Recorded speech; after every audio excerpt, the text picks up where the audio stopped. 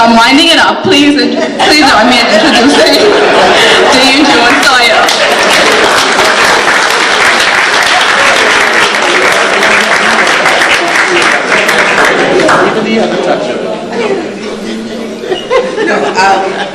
Thank you very much for the introduction. May I present from where I sit?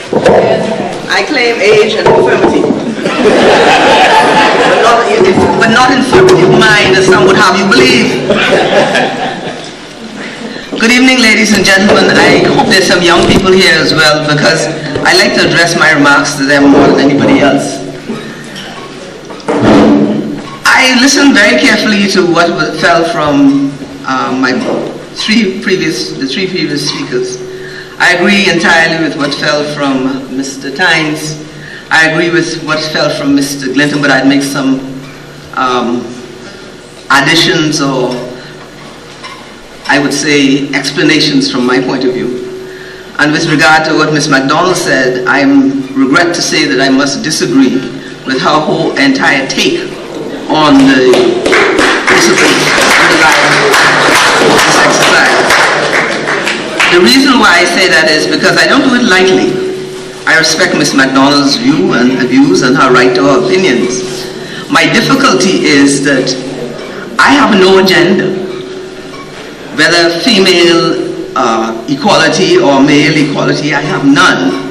My only agenda throughout my life has been trying to do the best I can with what I have and to help as many people as I can along the way. Nothing more, nothing less. You see, I do not belong to this world. I was sent here for a job, like most of you are sent here for a mission. Because human beings are infinitely variable. Human beings are infinitely capable of great development. But when you suppress the natural urge for excellence, you create monsters. Unfortunately, Ms. MacDonald blamed the education system. I do not blame the education system. I blame those who control the education system. You see, I was born in 1940, just after the beginning of World War II. I know what it is about blackouts. I know about ships blowing up on Exuma. I know about soldiers and sailors losing their lives in war for justice for us. Because if Hitler had won, I wouldn't be here now. I'd be in a labor camp. So, the United Nations Declaration on Human Rights, I'm thoroughly familiar with. I'm also familiar with the European Convention on Human Rights, both of which came into our Constitution in 1963. Nobody bothers to tell you all these people, tell you all this, right? Mr. Glinton mentioned that we were not citizens of the Bahamas before 10th of July 1973. How many of you were aware of that? Put up your hands if you were. You were aware? Yes. Praise the Lord. Because the group I spoke to in Nassau, hardly anybody was aware of that. And the reason was very simple. We were a colony of Great Britain, and we were proud to call ourselves British subjects. And we honored Her Majesty. And you couldn't go in the Shirley Street Theatre or any theatre at the beginning of a film without standing at attention when the Queen, God Save the Queen, was being played. And we were proud of it. But we had, despite what you say about colonialism, we had that self-discipline. And we were taught not to go by what the majority said, but to go with what we critically thought of. We were not taught to pass exams. We were taught to be critical thinkers. And that is what I tried to be. So when I had this letter in my computer for at least, I think it's about 5 or 6 weeks, as soon as they talked about bringing this referendum on, which was supposed to come on, you remember, on the 6th of November 2014. You remember? And they postponed it. And I said, my God, I thought they had discovered some common sense when they postponed it. I thought they would cancel it. Because really and truly, it made absolutely no sense to me. For the simple reason that my entire service to the country was in the public sector. I never was in private practice. I was always either in public works, education, Attorney General's office, Central Bank, the Supreme Court, Court of Appeal.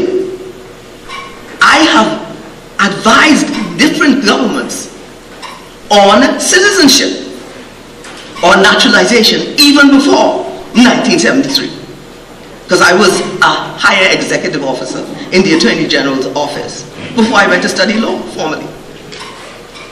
And we did it under the British Nationality Act, on which the Bahamas Nationality Act is modeled. Britain doesn't have a written constitution. They manage very well to deal with their citizenship under the Nationality Act. We have a constitution which gives the Parliament the power to enact laws so that people can acquire citizenship who were not entitled to be registered or acquired it under the existing provisions of the Constitution. And the reason for that was very simple. Because up until the 10th of July 1973, the Parliament of the Bahamas had no power to confer citizenship on anybody. Only the British government could. Is that clear to everybody now? Ms. MacDonald says that Article 13 really can't do what it is contended that it does. I'll read it again, because I seem to be the only person who seems to understand this thing.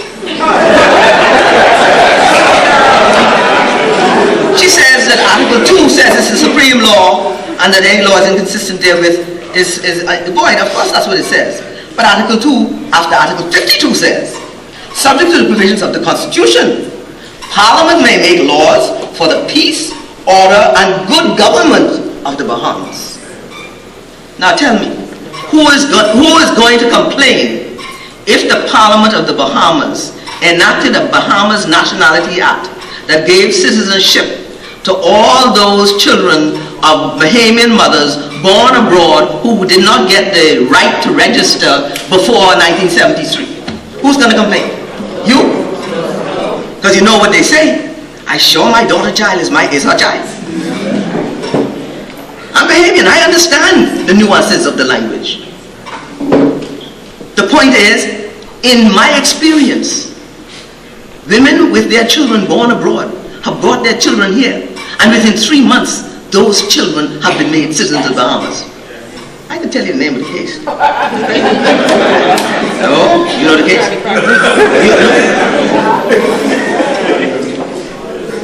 There were 4 people named Brian like this. Don't play with me.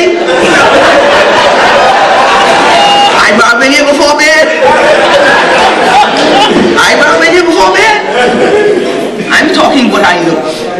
I'm not talking what somebody told me or what my training elsewhere influences my mind. When I went to study law, I was already 29 years of age. I had a husband, a son, and a mortgage.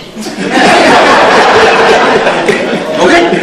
So whatever happened in England and wherever else doesn't influence what my take on my country and on the laws. I try to look at the laws as they affect my country and my people. And that includes every visitor to this country, every person who invests in this country, every person who is in this country. Because unlike my friend, Miss MacDonald, we go a long way back. I'm 12 years a senior in age, at least. Well, like I tell them, let's play Super Bowl, we'll play a game.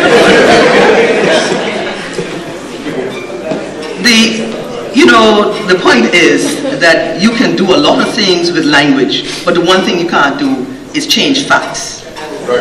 And the fact is that since 1973, the Bahamas government, Parliament, I should say, had the power, and indeed did exercise the power to enact the Bahamas Nationality Act, 1973. It came into force on the same day as the Constitution.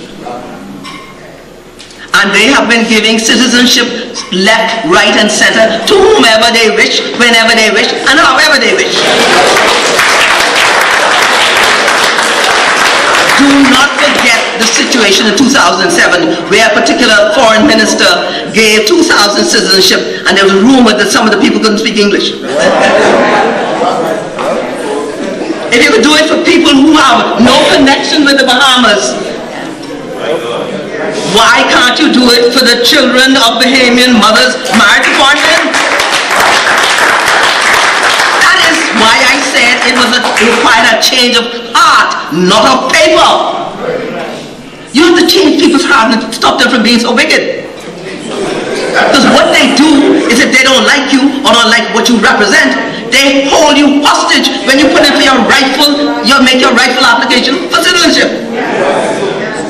And tell them sue me.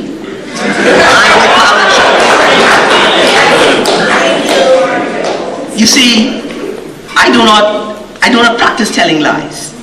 My memory don't go that good. I gotta tell the truth because I can't remember what to say. You see? But when you practice telling lies, they catch up with you.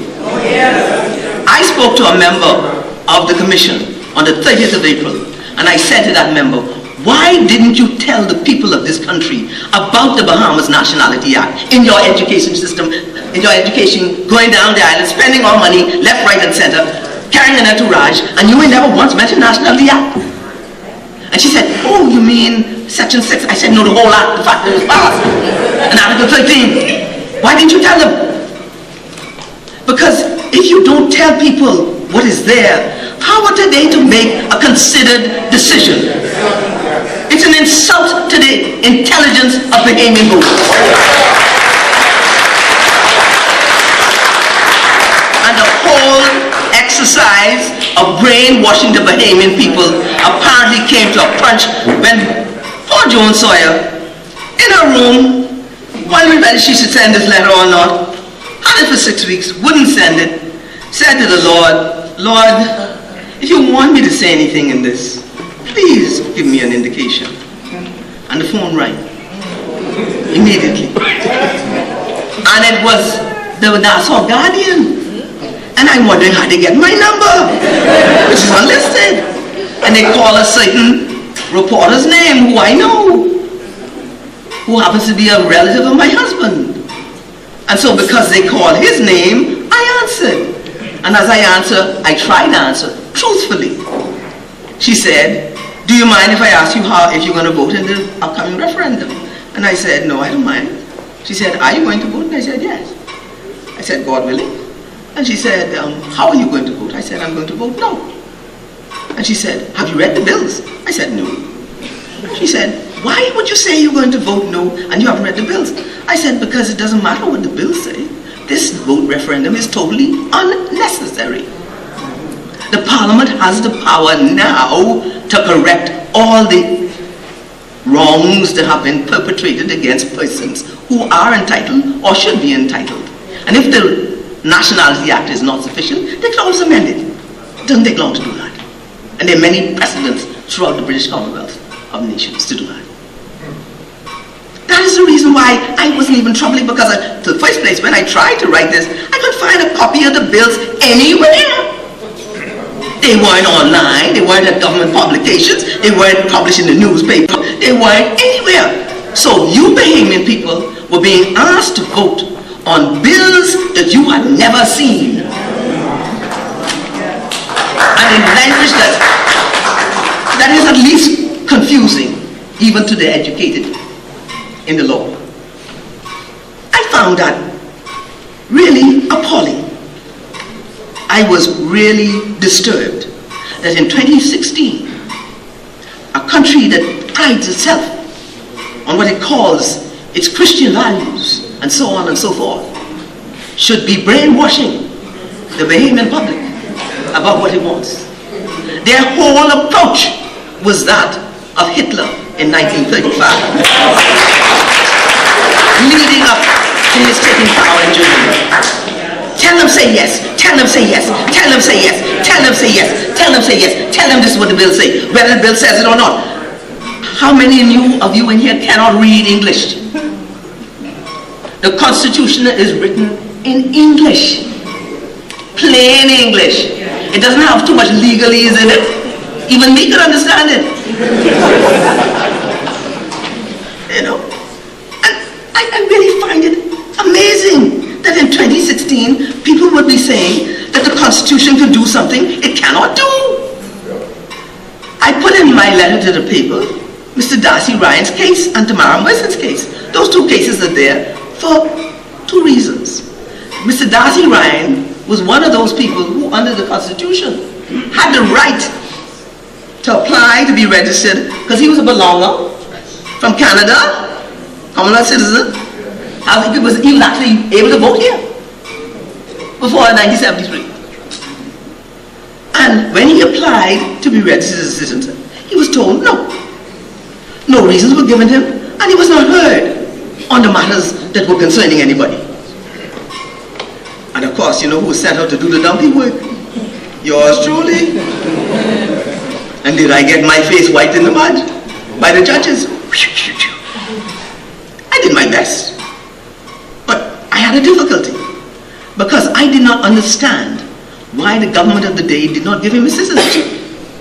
And I kept asking those who were instructing me, why didn't you give him citizenship?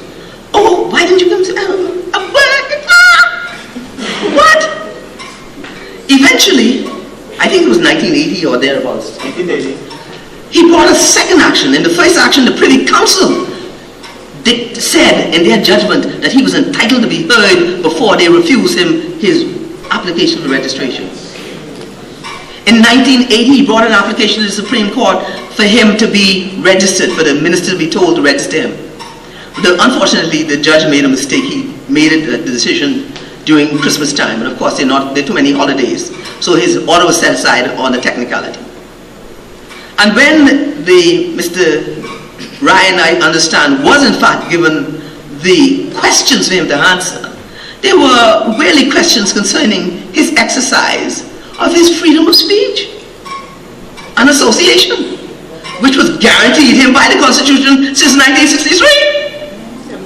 63 Constitution, please. Come forward.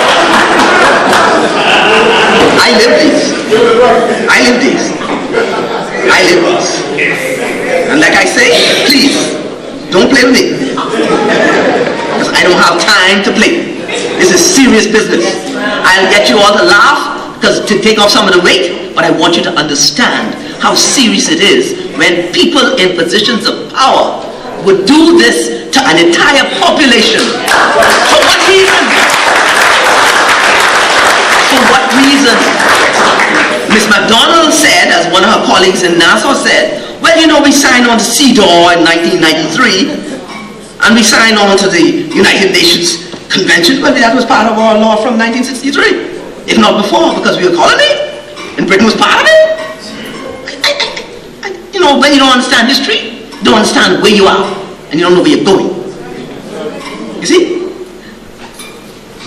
In 1973, there was nothing new about the human rights provisions. They were there all along. They were there from 1963, including Article 26. The one that wouldn't have been there, the ones that wouldn't have been there, the ones on citizenship, because as I said, we had no power to give citizenship. And those ones that went in there, the British insisted on most of them being there because they wanted to safeguard the people who were under their protection in this country. Because we were all British subjects. And they wanted to make sure that we weren't illegally deprived of our citizenship. I'm thinking of a proper way to say rather than what came to my mind. In addition, once we got Article 13, Parliament, as I said, enacted the Nationality Act. And that act provides for citizenship on adoption. It provides for registration of Commonwealth citizens and British protected persons. Registration of minors, Section 6. Is a child born to a woman outside the Bahamas not a minor? You see, I say this because I would have written opinions and opinions and opinions when I was in the Attorney General's office on the application of these provisions. And my training is that you give that interpretation which gives justice, especially to those who cannot fend for themselves, especially children. Okay? I really am a little bit perturbed at the seriousness with some people attack other people who have different opinions on this matter. Because that in itself is an indication of prejudice. And prejudice is the opposite, offense. You know, Ms. MacDonald in her address you said, if Article 26 will require a person to have protection of the law, then what Ms. MacDonald says, what I said is, Article 26 requires every person to have protection of the law. Then what Ms. MacDonald said about Bahamians first begs the question of affording different treatment to different persons based on their national origin. The very thing she's claiming is wrong. Yes, no, that's what you said. No. Javi is saying, Javi is saying the two foreigners, right? You can hear it now? Oh, my time is up.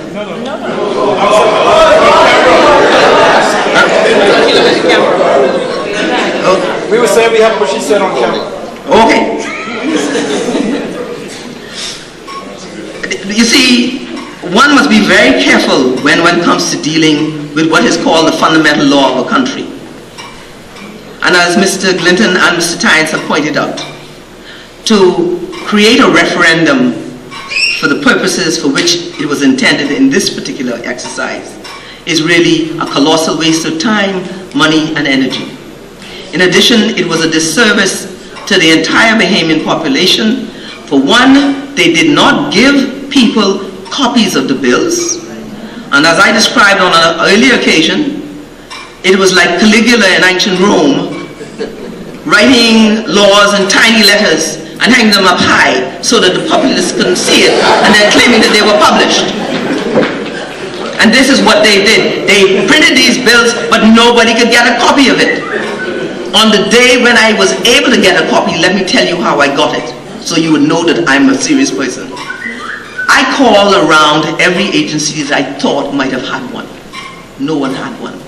I called government publications as a last resort. They told me I have to get it from the House of Assembly. Well, Joan Sawyer, as a judge, never went to the House of Assembly except on a state occasion to view a dead body. I stayed away from that place. I have no ambitions in that place. And I sent my grandson to the House of Assembly to collect the copy for me. When he came back to the car, I said, why did you take so long? He said, Mommy, they had one copy and I had to wait while she photocopied it. I hope he's telling me the truth. Is that how you do serious business of referendum? In addition, if you look at these bills themselves, each one of them, if I'm not mistaken, purports to repeal an existing provision of the Constitution. If you want to add additional rights, just put in an addition. Why repeal the existing provision? Do you know what the parameters, the permutations of that is? Do you know how far that will go? Do you know who is affected or will be affected? You God? You suddenly know everything? When you're dealing with human beings, try to be reasonable and try to remember that other people have common sense too. And stop insulting their intelligence. I could go on and on, but boy, it's really rough. I told you I would read Article 13 for you, right? Article 13 reads, and you could tell me if I'm crazy. Parliament may make provision, A, for the acquisition of citizenship. Pausing there, Ms. MacDonald said that if Parliament made a law that was inconsistent with Articles 3 to 10, then that law would be ultra-virus. What? I didn't just read what I just read then. Because if the Constitution itself enables Parliament to make a law for the acquisition of citizenship by persons who did not get it before. How could that be unconstitutional? In what court could that be said? In what person with common sense and common grasp of the English language could that be said? Acquisition means to acquire, to get hold of, to apply for. So, if Parliament can make it on the 13th, why do we need to amend the Constitution again, please? Please somebody tell me, because I definitely be at sea. It has been posited to some of my colleagues and to me that, you know, putting it in the Constitution will make it stronger. I just mentioned Darcy Ryan to you. But Darcy Ryan was not registered as a citizen until after 1992 general election. What does that tell you? From 1974, he was entitled. Now, whether you like Mr. Ryan or not, whether you agree with him or not, that's not the issue. The issue is fairness and justice for all. Not for some, because of what color they wear, what shape they wear, how they vote, where they come from. And in addition to which, I have a real heavy burden on my heart for those children, particularly, forgive me if I say it, of Haitian nationals born in this country after the 10th of July, 1973. I would like, for my comfort, if nobody wants to say it, I'll say it. I would like to know, for my comfort, that those children who are young men and probably middle-aged men and women now, some of them, have received their registration as citizens of the Bahamas. Because they had 1 year from attaining the age of 18 to do it. But there was nothing to prevent the government, under Section 6 of the Nationality Act, from giving it to them as minors. Nothing. Come, let us reason together. Though your sins be as scarlet, they'll be white as wool. But you gotta first confess them, right? Deal with them. But Mr. McDonald said we could leave them till we finish dealing with this gender equality thing. We're coming to that right now. Ms. McDonald and I worked in the Attorney General's office together for some time. And we've been together on different occasions. We attended courses together and stuff like that. At least one, I think, banking management course. My difficulty is her interpretation of Article 26. I saw that in an article written by the Archbishop of the retired Archbishop of the Anglican Communion, who is not a lawyer, as far as I'm aware.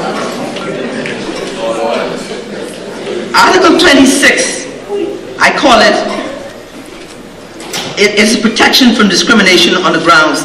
It protects every person in the Bahamas, whether you're male, female, LGBT, child, old, young, greenhorn, mentally retarded. It protects every person in the Bahamas from unlawful intrusions by the government and its agencies.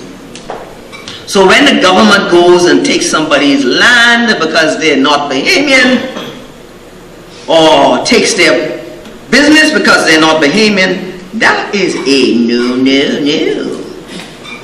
It can't be done legally under the Constitution.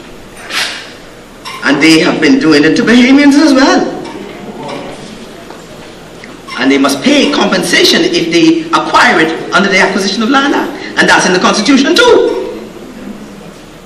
You see? The thing goes with sense. Article 26, as they read, says, subject to provisions of 4, 5, and 9 of this article, no law shall make any provision which is discriminatory either of itself or in its effect. Now, to me, there are some things that are necessary to be discriminatory. One of them is my gender. I'm sorry, I can't use a male bathroom. And I don't want a male nurse bathing me if I'm in hospital. And I don't want a male policeman searching me if I'm arrested. Hence the case of Tamara Merson. Tamara Merson was a young woman come to the Bahamas as a visitor. She's arrested by the police on no evidence at all, no reasonable grounds for arrest. As a tort, breach of her constitutional rights, and all kinds of things mixed up there. But they didn't leave it there, you know. They took her and put her in a cell, but I think I may be wrong, correct me, Mr. Tynes, if you remember. Is 11, not 13? It was 11 men. No bathroom facilities for her. No female officer ever touched her. No female officer was ever present at her arrest. And she was left in there for some hours, if I'm not mistaken. They laughed at me when I awarded her damages for breach of her constitutional rights and for false arrest and false imprisonment and malicious prosecution and all those things. I awarded her more than $250,000 plus interest. To send the message, to send the strong message that you do not interfere with people's rights based on where they're from. You treat them like human beings. If you treat them like human beings, you will not have to tread that road again. You never know when you will have to, or your children have to run and be a stranger in somebody else's country. So treat people fairly, then you don't have to worry about what happens down the road. And I do not like, I hate when people in power oppress those who have no power. I hate it. And God hates it. You cannot continue to do that wickedness and expect a country to progress. You cannot. But to go on, Article 26(2) says, subject to provisions of paragraph 6, 9, and 10 of this article, no person shall be treated, as Mr. Clinton pointed out, in a discriminatory manner by any person acting by virtue of any written law or in the performance of the functions of any public office or public authority. Hence my appall at what the police did to Miss Merson. You're not supposed to do that. And Article 3 says discriminatory means you can't treat them differently based on their race, place of origin, political opinions, color or creed. Race, place of origin, which Mr. McDonald says we can, to him is first. Alright? And then deal with them afterwards, right? Or any public authority. Well, you know, there was a gentleman who, I'm going to digress for a minute, a gentleman who said some years ago, Bahamians don't commit those sets of crimes, those kinds of crimes. It was where tourists had been beaten, raped and beaten and buried under some rocks on Paradise Island. And I said, where did he live? There is no wickedness that Bahamians cannot commit. Equally, there is no goodness Bahamians are not capable of committing if they put their minds to it. But I will swear for I won't swear for my child out of my sight, let alone Bahamians generally. And we go on to Article 26(4). Ms. MacDonald reads it quite differently from me, and from the way it was read even by the government of the day in 2013. I'll get to that in a minute. Paragraph 1 of this article shall not apply to any law so far as that law makes provision for the appropriation of revenues or other funds of the Bahamas, or for the imposition of taxation, including the levying of fees for the grant of licenses. Now, you know, they give licenses to casinos, right, to foreign people. They don't give it to you all.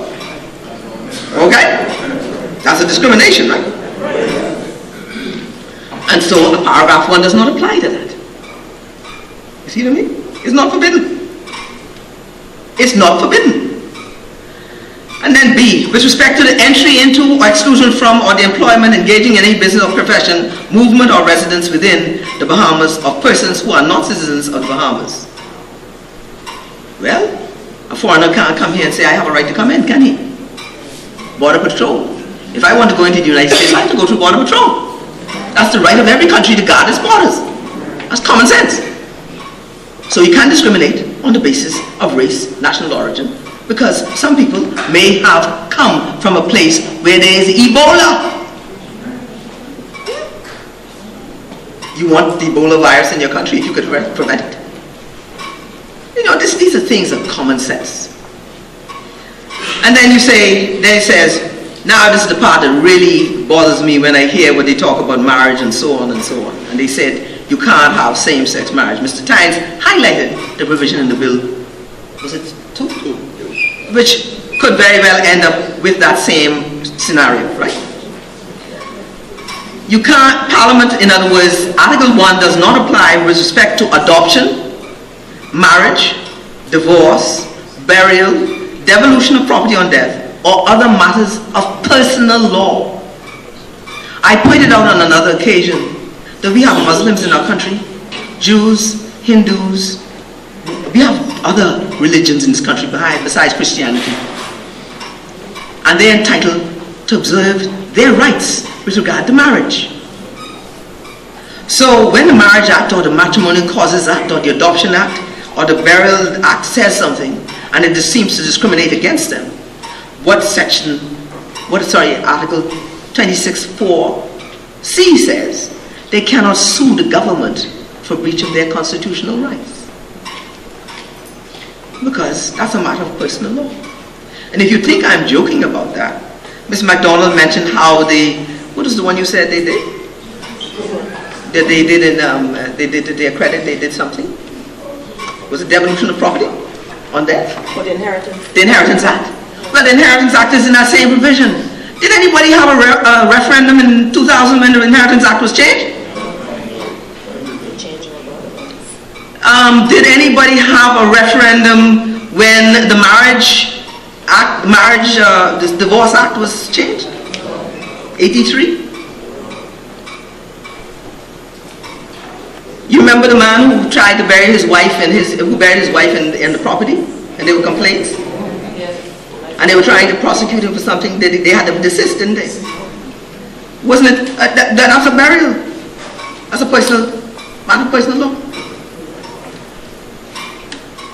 So this is why I would have said to Mr. Fred Smith some years ago, apparently we were having a discussion in my office after he would have finished the case. The law already allows the government, if it wishes, the Parliament, to enact legislation to permit same-sex marriages, if they wish. Do it, if you wish. Do it.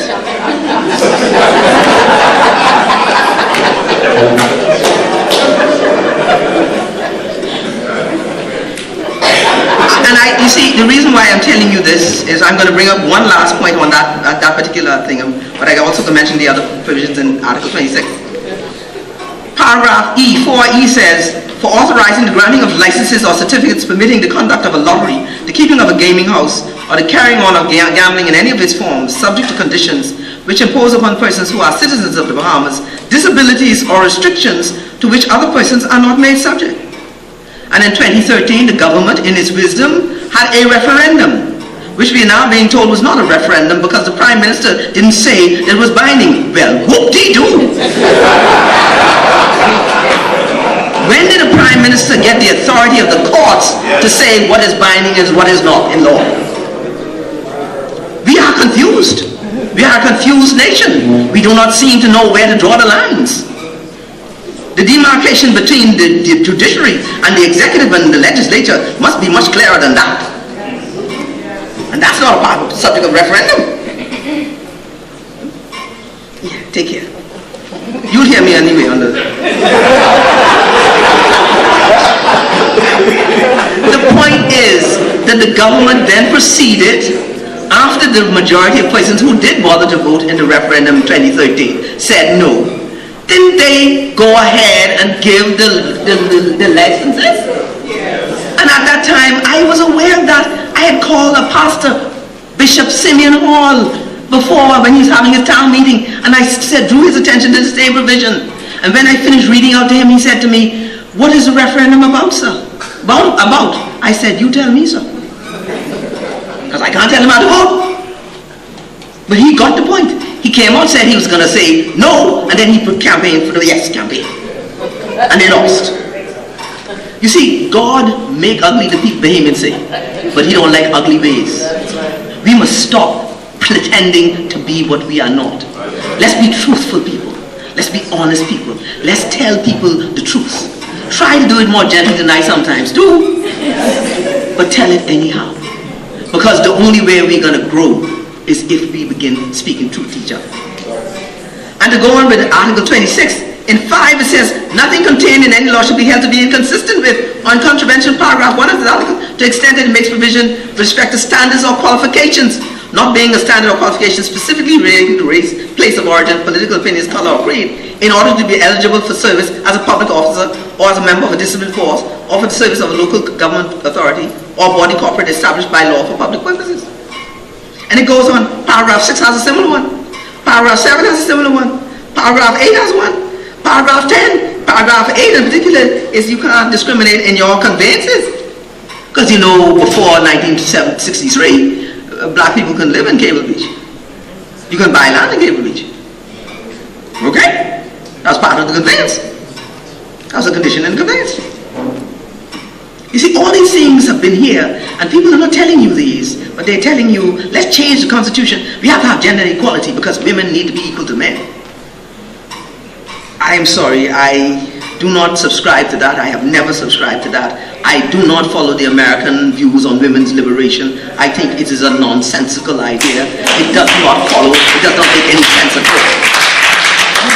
Because I start from the base that I was born in a country which subscribed to Christian values.